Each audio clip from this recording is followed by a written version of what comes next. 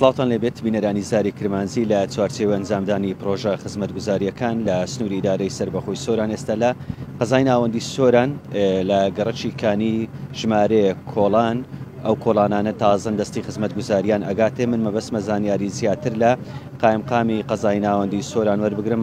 کاک ڕەجەبمان لەگەڵە بێ.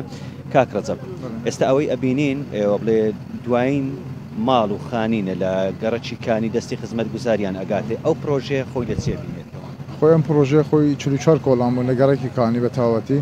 هەتا ئێستا شەگە تەماشا بکەین کۆمپانیا جێبەجێکاریش کاڤین گروپە کە نزیکەی 4 ملیارد و نیو بودجەکەی بۆ تەرخان کراوە لەسەر بودجەی ئیدارەی سەربەخۆی سۆران. هەتا ئێستا 180 ئیشەکان تەواو بووە، نزیکەی 30 کۆڵان قرد کراون لەو 44 کۆڵانانە و خەریکن وەکو جەنابتان دەبینین کۆتا کۆڵانەکانن و خەریکە خەدامات ئینشاءالله دەگاتە هەموو کوچە و گەڕەک و کۆڵانەکان کە بمانەوێتن بۆیکە بۆ جوانکردن و ڕێخستنەوەی ئەو شارە. ئەو شەقام و کۆڵانان ئێستا دەستی خزمەتگوزاریان دەگاتێ بۆ یەکەم جارە کاریان بۆ؟ بەڵێ ئەم شەقامانێکی ئێستا دەبینی گەڕەکی کانی ئەو کۆڵانانە بۆ یەکەم جارە تا ئێستا خەدامان نەگەشت بۆ ئەو شوێنانە.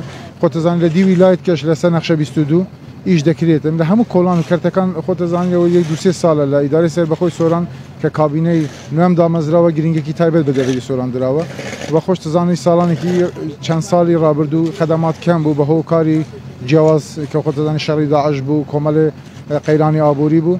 سەر ئەو هەموو قەیرانان و گوشارانەش لەسەر کابینەی نوێم بەڵام لەو 2-3 ساڵانە ئیشێکی باش کراوە لە هەموو گەڕک و کۆڵانەکان و دەمانەوێتن بۆ ساڵی داهاتوو بەرنامەجمانەوەیە کە هیچ کۆڵانێک و شەقامێک نەمینیتن کە خەدەماتی پێنەگەیشتبی. پرسیاری منەوە بێ ئەو پلانەی لە ساڵی 2024 هەتان بوو کە ئێستا دواساتەکانی ئەو ساڵەیە بە تەواوی جێبەجێ بۆ یا بەشێکی ئەمێنێتەوە بۆ ساڵی 2020؟ خۆی بەشێکی دەمێنێتەوە، خۆ بەشێک لە موافقات و ئەوانەمان هەیە بەڵام ناتوانین چونکە خۆتەزانی وەرزیزستانە و ئەو شوێنانە کە دەستمان پێکردە پێمان باشە لەو کاتەدا تا مەجال مایە ئیشەکان بکرێت و ڕانەوەستن.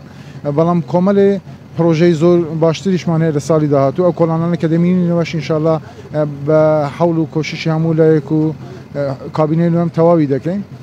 لە هەمان کاتیشدا کۆمەڵی پرۆژەی لە بواری پەروەردە لە بواری تەندروستی گرنگێکی تایبەت پێدراوە بۆ کە موافقات و ڕەزامەندی گەڕایتەوە کە لە سەرەتای ساڵی 2025 ئینشاءالله بەردی بناغی دادەنێن و ئینشاءالله ئەوانیش نەواری جێبەجێکردن. لەگەڵمان بووی. ئەمە زانیاریەکانی ڕەزەب زوبەر حارس قایمقامی قەزای ناوەندی سۆران بوو لەسەر دەستپێکردنی ئەو پرۆژە ئێستا لە گەڕەکی کانی کە یەکێکە لە گەڕەکە بەرفراوانەکانی قەزای ناوەندی سۆران. ژمارەیە کۆڵان کەم کاری ڕاستکردن ئاوەڕۆ هەروەها لە بواری کارەبا ئێستاش زیاتر لە 30 کۆڵانی ئەو گەڕەکە کاری قرتاوکردنیان بۆ کرێت و ئەو گەڕەکانێک کە کاری ڕاستکردنیشان بۆ کراوە بە تەواوی لەم چەند ڕۆژە گەر کەش و هەوا لەبار بێ کاری قرتاوکردنیان بۆ ئەنجام دەدرێت.